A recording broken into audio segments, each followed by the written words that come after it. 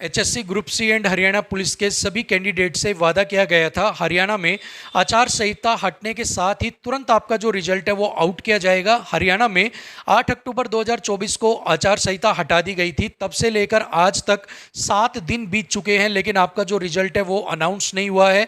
Result से related कोई भी अपडेट आपके पास नहीं है। एचएससी ने कोई भी ऑफिशियल अपडेट आपके लिए जारी नहीं की है कि आपका जो रिजल्ट है उसमें देरी क्यों की जा रही है, आपका जो रिजल्ट है वो कब तक अनाउंस किया जाएगा, ताकि जो कैंडिडेट्स हैं वो यहाँ पर परेशान ना हो। लेकिन यहाँ पर कैंडिडेट परेशान हो रहे हैं तो होते रहो, यहाँ पर कैंडिडेट बार बार कोई सवाल पूछ रहे हैं तो पूछते रहो, लेकिन एचएससी के कान पर कोई भी जू नहीं रेंग रही है। वो कोई भी अपडेट ये नहीं दे रही है कि रिजल्ट में देरी क्यों की जा रही है और रिजल्ट जो है वो कब तक आउट किया जाएगा। जबकि एचएससी दावे कर रही थी कि हमारा जो रिजल्ट है वो रेडी है, जबकि वो तो जो आचार संहिता लगी थी तभी रिजल्ट को जारी करने के लिए बिल्कुल तैयार थी। फिर ऐसा क्या हो गया कि आचार संहिता हटने के बाद भी जो रिजल्ट है वो आउट यहां पर नहीं किया जा रहा। और रिजल्ट तो छोड़ दीजिए, मत आउट कीजिए, बहुत दूर की बात है। आप एक छोटा सा ऑफिशियल अपडेट हमें दे दीजिए कि भाई इस तारीख को आपका जो रिजल्ट है वो अनाउंस किया जाएगा, ताकि जो कैंडिडेट्स हैं वो यहां पर परेशान ना हो। हालांकि मेरी जो शुरू से वीडियो जो मैं बना रहा हूं उनके अंदर आपको बता रहा हूं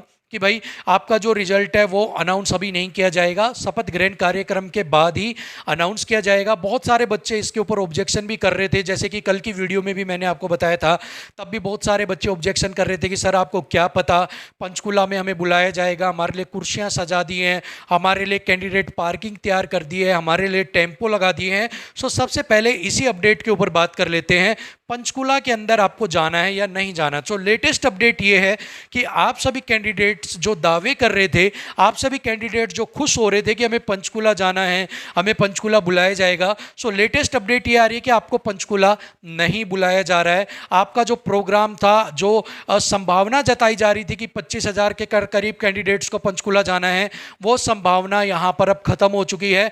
आज न्यूज़पेपर के अंदर ये हेडलाइन आ गई है कि आप जो कैंडिडेट्स हैं उनको पंचकूला में नहीं बुलाया जाएगा। सो आप सभी लोग जिनके लिए कुर्सियां लगाई जा रही थी, कैंडिडेट्स की जो पार्किंग लगाई जा रही थी, टेम्पो लगाए जा रहे थे, भैया वो सारी संभावना भी यहां पर खत्म हो जाती है और यहां पर आपको पंचकूला या आपके परिवार वालों को पंचकूला अब नहीं जाना है। ठीक है, सबसे पहली अपडेट तो ये है। सेकंड है, कैंडिडेट्स को आखिर में क्यों नहीं बुलाया गया पंचकूला। सो कैंडिडेट्स को पंचकूला बुलाकर क्या करेंगे, आप एक बात बताइए। जब आपका रिजल्ट ही रेडी नहीं है, जब आपके पास कोई सोर्स अपडेट नहीं है कि भाई कितने बच्चों को बुलाना है, किन किन बच्चों को बुलाना है, तो आप पंचकूला किन को बुलाओगे, कौन से 25,000 बच्चों को आप बुलाओगे।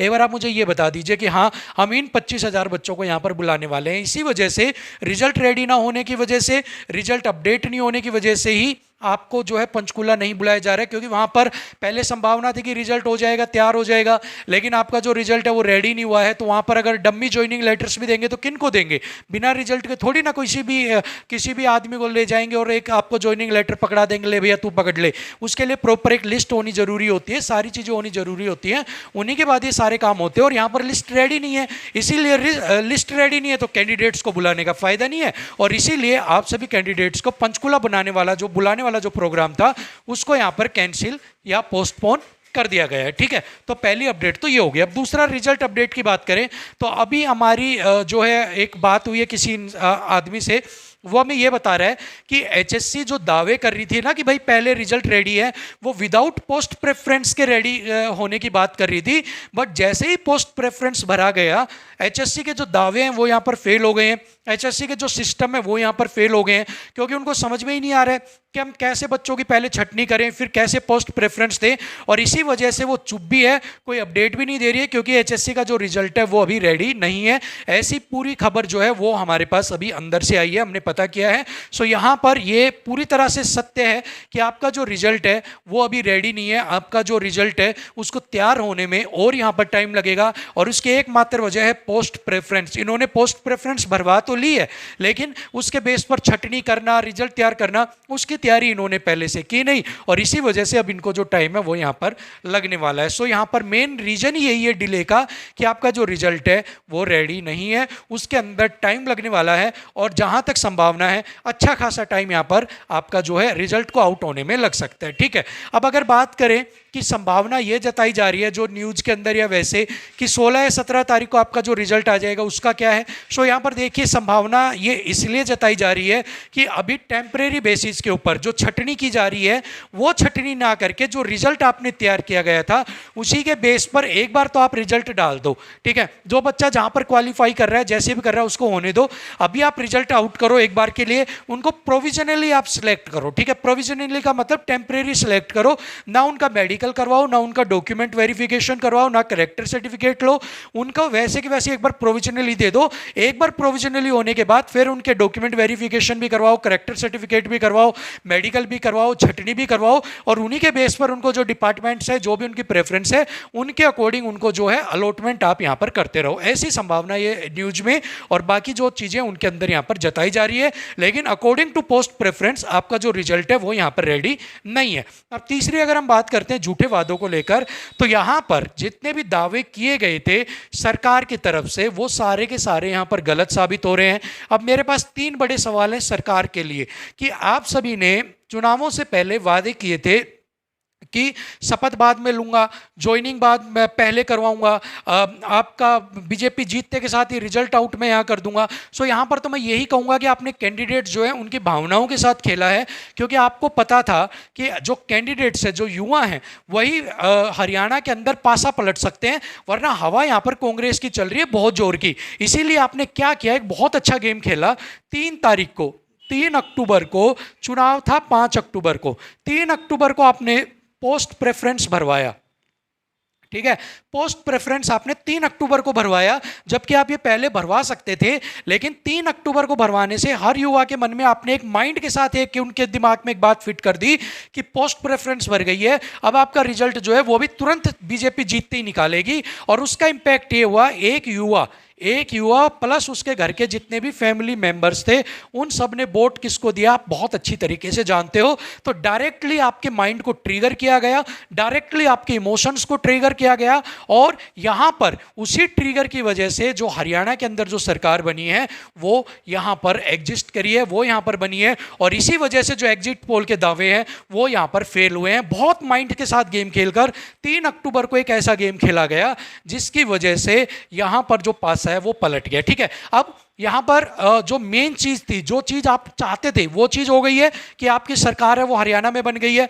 अब यहां पर जिनके कंधों पर आपने बंदूक रखी, अब आपने गोली चलाने के बाद सबसे पहले उन्हें ही लात मार दी, क्योंकि आपने वादा तो ये किया था कि भाई आपका जो रिजल्ट हम तुरंत निकालेंगे। अब आपने चुनाव जीत लिए तो आपको अब इनकी जरूरत क्या है, क्योंकि आपने तो अपनी गद्दी 5 साल के लिए पकड़ ली है। अब आपको क्या जरूरत है, आप चीज 7 दिन में निकालो, 17 दिन में, 70 दिन में आप निकालो, वादे पूरे हैं तो आपको क्या करने की जरूरत है। अब कोई ऐसा तो है नहीं कि अब आपका ऊपर कोई असर यहां पर पड़ने वाला है। सो आपने यहां पर जो भी चीजें की हैं वो आपने बहुत गलत की हैं, आपने गलत उदाहरण प्रस्तुत किया है, विश्वासघात यहां पर किया है। आपको रिजल्ट जीतने के बाद तुरंत आउट करना चाहिए था।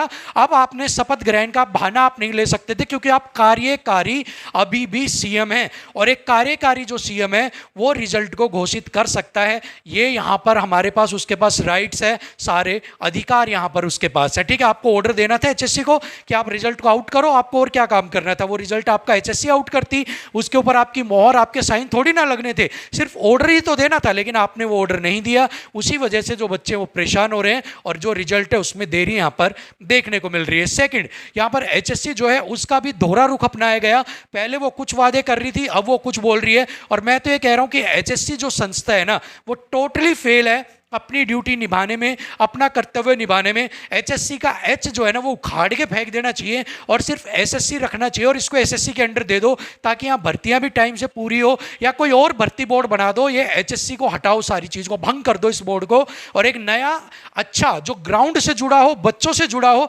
ऐसे चेयरमैन के साथ एक बोर्ड बनाओ ताकि भर्ती प्रक्रिया, रिजल्ट प्रक्रिया टाइम पर पूरी हो सके। और एक इंडिपेंडेंट चार्ज के साथ बनाओ जो मुख्यमंत्री की कुर्सी से बंधा हुआ ना हो, जो मुख्यमंत्री की कुर्सी को जो है उसके ऊपर इशारे पर अपनी दुम हिलाने वाला ना हो, जो अपनी मर्जी से रिजल्ट निकाले, अपनी मर्जी से भर्ती प्रक्रिया को यहां पर पूरी करवाए, ठीक है। ऐसा यहां पर होना चाहिए। और मुख्यमंत्री जी के जो दावे थे वो यहां पर टोटली सारे फेल हुए हैं। शपथ ग्रहण कार्यक्रम में करोड़ों रुपए भाए जा रहे हैं, शपथ ग्रहण कार्यक्रम के अंदर करोड़ों वीआईपीओ को बुलाया जा रहा है, लेकिन 25,000 बच्चों के यहाँ पर लात मार दी गई। क्यों? रिजल्ट तैयार नहीं था, तो क्यों उनकी सिरदर्दी ली जाए, इनको यहाँ पर निकाल दिया। अरे तुमने उन वीवीआईपीओ को बुलाया है, कैंडिडेट्स को बुलाया है, तो ये 25,000 को तुम वीवीआईपी की लिस्ट में बैठाते कि हम ये वो हैं जो हमारे हरियाणा को चमकाएंगे, इनकी सेवा करेंगे, इनको वहां पर तुम ज्वाइनिंग लेटर देते तो आपका सम्मान होता। आप उनको बैठा रहे हो नेताओं को जिनका कोई लेना ना देना, और आप यहाँ पर इन बच्चों को हटा रहे हो, तो ये सरासर यहाँ पर अन्याय है, गलत है। शपथ ग्रहण कार्यक्रम के अंदर करोड़ों खर्च कर रहे हो ना, एक बार उस कार्यक्रम को छोटा सा कर देते, एक जेन्युइन तरीके से कहीं पर भी आप शपथ ले लो तब भी चलेगा। शपथ ग्रहण कार्यक्रम 5 दिन लेट करवा दो तब भी चलेगा, हरियाणा में कुछ बिगड़ नहीं रहा है। लेकिन ये बच्चों को जिनको नौकरी की जरूरत है, एक एक दिन भारी हो रहा है, इनकी ज्वाइनिंग में, इनके रिजल्ट में एक एक दिन की देरी बहुत बड़ा असर इनके दिमाग पर, इनके सारी चीजों के ऊपर, इनके परिवार के ऊपर यहां पर डाल रहा है। सो मेरी सीधी सीधी एक जो है निवेदन है, विनती है, आप एचएससी से, मुख्यमंत्री जी से, या जो भी लोग इस वीडियो को देख रहे हैं, कि अगर आप अपनी छवि को बरकरार रखना चाहते हैं, एक सच्चे और एक ईमानदार नेता की छवि आप बनाकर रखना चाहते हैं, तो पहली ही फुर्सत में, पहली ही कलम चलाकर आप इनका रिजल्ट आज या कल में आउट कर दिया जाए। बाकी आप अपनी शपथ लेते रहो, जो लेना आपको आप करते रहो, हमें उससे कोई भी लेना देना यहाँ पर नहीं है। सो दोस्तों, ज़्यादा से ज़्यादा इस वीडियो को शेयर करो ताकि ये किसी ऐसे अधिकारी तक भी वीडियो पहुँचे और आपका जो रिजल्ट है वो जल्दी से जल्दी यहाँ पर आउट किया जाए। साथ में चैनल को सब्सक्राइब कर लो, क्योंकि मैं हमेशा कहता हूँ आप सभी लोग मेरे भाई बहन हैं और आपको मैं जो भी अपडेट दूंगा वो सच्ची, रियल और ऑथेंटिक दूंगा। Thank you so much. नमस्कार।